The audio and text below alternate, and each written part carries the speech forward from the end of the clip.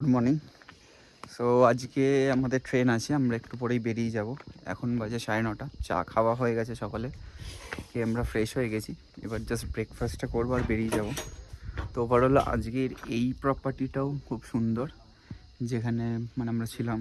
কালকে রাতে একটু 2টো নাগাদ ঘুমিয়েছি আমরা, বিকজ আজকে লাস্ট ডে ছিল গতকাল এবং আজকে ট্রেন, তাই একটু বেশিক্ষণই গেজিয়েছি কালকে আমরা। তো এখন ব্রেকফাস্ট করে বেরিয়ে যাব। তো এই জায়গাটা ভিউটা তো তোমরা দেখতেই পাচ্ছ, অসাধারণ। নিচে আরও 2টো কটেজ আছে, ওখানে 3খানা অ্যাকচুয়ালি রুম আছে। এখানে সেলিব্রিটিসরা আসে, ওই আঁকাটা আছে, দেখিয়েছি আগের ব্লগে। তো এই জায়গাটা আসতে পারো। মেনলি এই জায়গাটা হচ্ছে বর্ষাকালের জন্য। বর্ষাকালে মানে এখানে মেঘটা সবসময় চেঞ্জ হয়, তারপর রামধনু দেখা যায় ঘরে এবং কি মেঘ ঢুকে যায়। তো আমি চেয়েছিলাম বৃষ্টি হোক একটু, বাকি দিনগুলো হলো, কালকেই হলো না। তো তোমরা বর্ষাকালে এই জায়গাটায় আসো। বেরিয়ে গেছি, এবার গাড়িতে উঠবো এবং ওই শিলিগুড়ি হংকং মার্কেটে সবারই কিছু না কিছু শপিং করার আছে, করে জাস্ট আমরা ট্রেন হচ্ছে আমাদের আজকে দার্জিলিং মেলেই যাচ্ছি, যেটা 7:45 হচ্ছে এনজিপিতে টাইম। তো আমাদের কিছুক্ষণ ওয়েট করতেই হবে। তো এক্সিকিউটিভ লঞ্চে ওয়েট করে নেবো শিলিগুড়ি। গাড়ি এখনো উপরে আছে।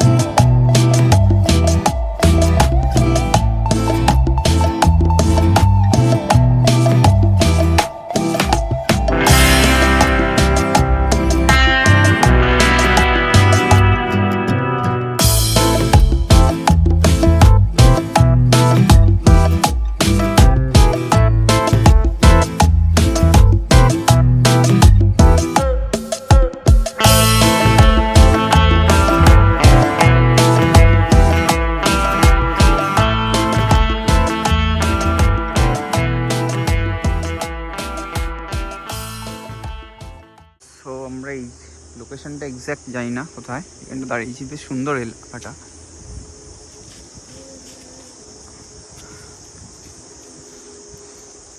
সারা ট্রিপে আমরা খুব কম ছবি তুলেছি, ওই জন্য একটু ছবি তোলার জন্য দাঁড়ালাম।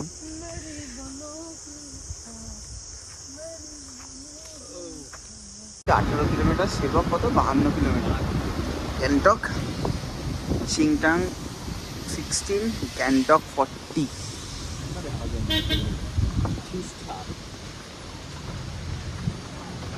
সাইডে হচ্ছে তিস্তা।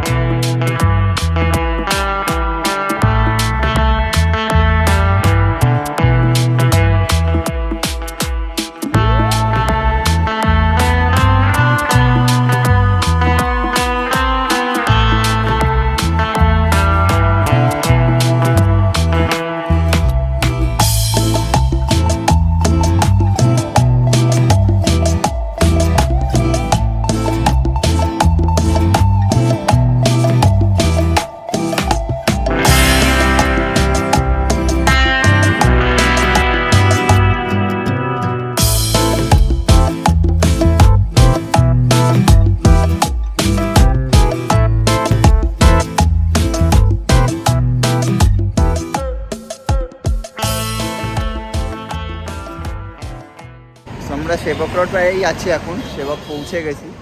তো এইটা কিছু চাসুম রেস্টুরেন্টে আমরা দাঁড়িয়েছি, এখানে লাঞ্চটা সেরে নেব। এখন বাজে 2:30। এখান থেকে আর শিলিগুড়ি মতন হংকং মার্কেট ওই 1 ঘন্টা মতন লাগবে। তো লাঞ্চটা সেরে তারপর আমরা বেরোবো এখান থেকে।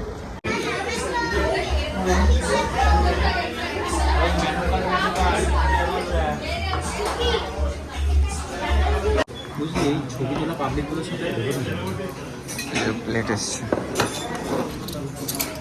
সঙ্গে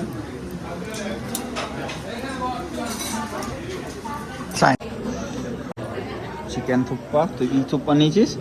শ্রিম্প, এই যে জানি এগ নুডলস আর ফিশ থালি হলো মোমো। ওর মনটা বললো না, কিন্তু আরেকটু লাগবে না? শিলিগুড়ি গিয়ে খাওয়াবো তোকে সব মোমো।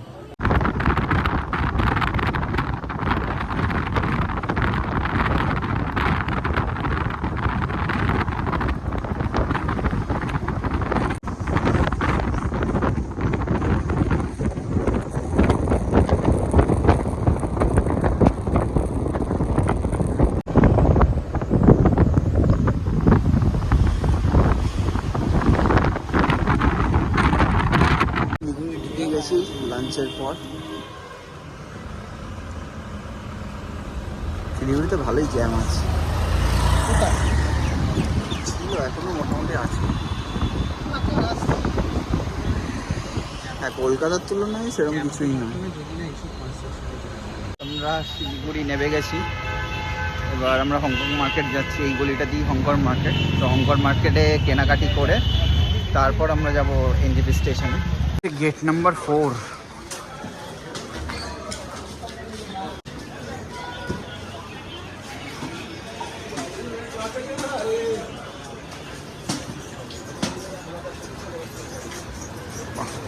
দোকান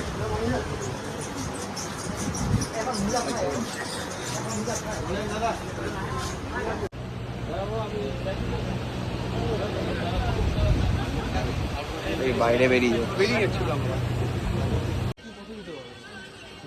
এসব কেনাকাটি করছে। আমি একটা জাস্ট এই ফ্ল্যাগ নিয়েছি, আমার গাড়ির ফ্ল্যাগটা ছিঁড়ে গেছে বাইকের।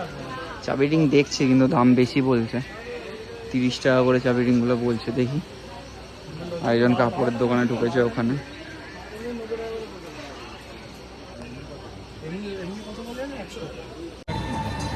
আমরা হংকং মার্কেটে মার্কেটিং হয়ে গেছে।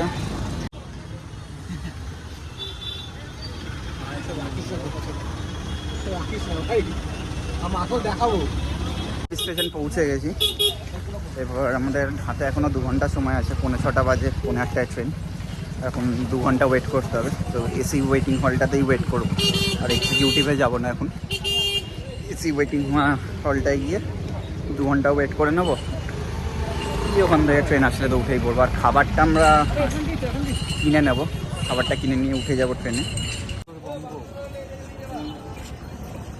পৌঁছ গয়ে হাম লোগ এনজেপি।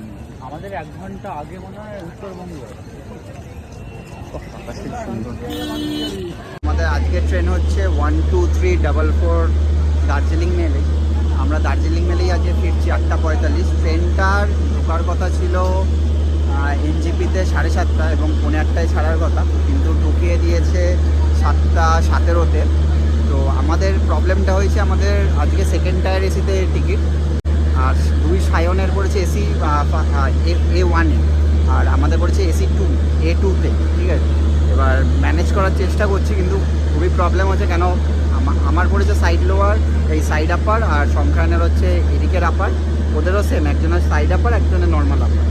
কিন্তু প্রবলেমটা হচ্ছে সাইড লোয়ার সবারই হচ্ছে RAC, মানে 2 জন করে বসে আছে, সেটা এক্সচেঞ্জ করতে আমরা পারবো না।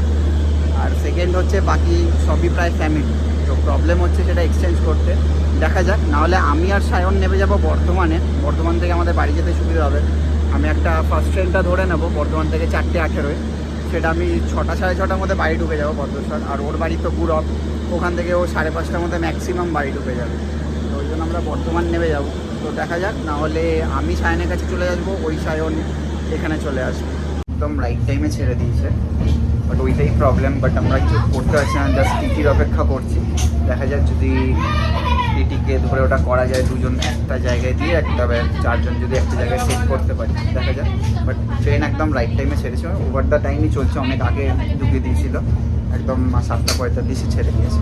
সায়ন তুই কি বলছিস? রিলস দেখছিলাম ইনস্টাগ্রামে। না না, বলছি কি বলছিস? ভালো লাগছে, দুঃখ লাগছে এনজিপি থেকে চলে আসলে। এনজিপি থেকে চলে আসলে বলে দুঃখ লাগছে? হেভি লাগছে, বাড়ি যাচ্ছি। অনেক কিছু মিস করলাম। সেদিনকে সালমান আমাকে বলছে যে আবার কবে যাবি বলবি, আরে তো আগস্টে, বলছে এত তাড়াতাড়ি?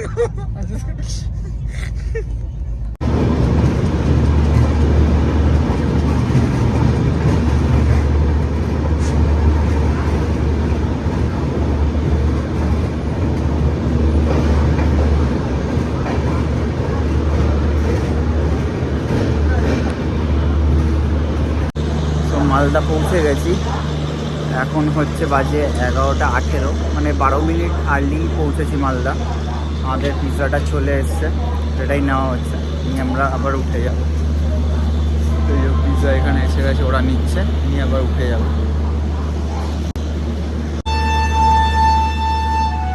এইখানে অনেকক্ষণ দাঁড় করে রেখেছিলাম মালদাতে, এখন বাজে 11:45, 11:30 ছাড়ার টাইম, 15 মিনিট এখানে লেট হয়ে গেল।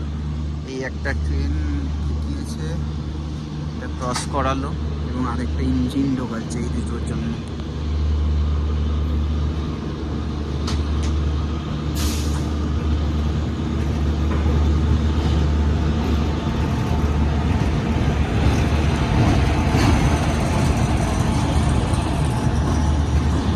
মালদাই আছে ট্রেনটা, আনন্দ বিহার মালদা।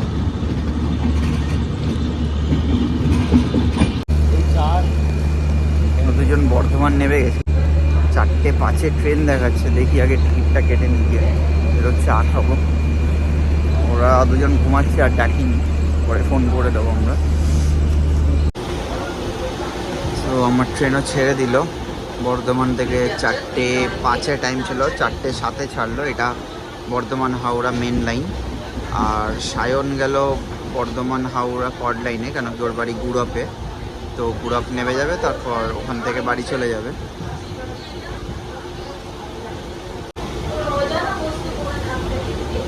ট্রেন প্রায় ফাঁকাই,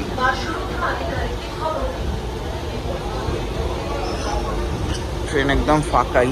যদি ঠিকঠাক যায় তাহলে আমি 5:50 মধ্যে বাড়ি পৌঁছে যাব, তো দেখা যাক।